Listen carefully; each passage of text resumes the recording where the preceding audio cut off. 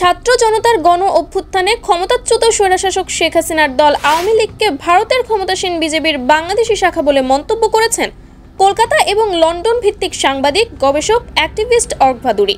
গত শুক্রবার দুপুরে নিজের ফেসবুক ওয়ালে এক স্ট্যাটাসে তিনি এই মন্তব্য করেন। তার স্ট্যাটাসটি ইতোমধ্যে সোশ্যাল মিডিয়ায় ছড়িয়ে পড়েছে। অর্কর পোস্টে প্রধান উপদেষ্টার প্রেস সেক্রেটারি শফিকুল আলমও তার ফেসবুক পেজে শেয়ার করেছেন। অর্ক ভাদুরী বলেন, ভারতের প্রধানমন্ত্রী নরেন্দ্র মোদী আমেরিকায় গিয়েছেন। তাকে স্বাগত জানাতে বাংলাদেশ আওয়ামী লীগের মার্কিন যুক্তরাষ্ট্র শাখা ওয়েলকাম নরেন্দ্র মোদী লেখা ব্যানার নিয়ে জমায়েত করেছে। আওয়ামী ছাত্রলীগের অফিসিয়াল পেজ এই ভিডিও শেয়ার করেছে। বিজেপি এবং আওয়ামী লীগ এখন আর আলাদা দুটি দল নয়। আওয়ামী লীগ বর্তমানে বিজেপির বাংলাদেশি শাখা। সেই কারণেই মোদীকে স্বাগত জানিয়ে ব্যানার হাতে আমেরিকায় জমায়েত করেন আওয়ামী লীগের নেতারা। হাজার হাজার আওয়ামী লীগ নেতা ভারতে আছেন।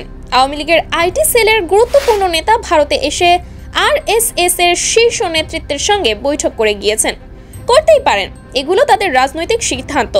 প্রশ্ন হলো, বিজেপির সিস্টার কনসার্ন হিসাবে ক্রিয়াশীল আওয়ামী লীগ কি আদৌ বাংলাদেশের রাজনীতিতে কামব্যাক করতে পারবে? সম্ভবত নয়। ইউনূস সরকারের বিরুদ্ধে ক্ষোভ আছে, ক্ষোভ আরও বাড়বে, কিন্তু তার সুফল আওয়ামী লীগ ঘরে তুলবে না, তুলবে অন্য রাজনৈতিক শক্তি। জুলাই আগস্টের সহিংসতা নিয়ে শেখ হাসিনাকে দায়ী করে জাতিসংঘের রিপোর্ট প্রকাশিত হওয়ার পর আওয়ামী লীগের বিপদ আরও বেড়েছে।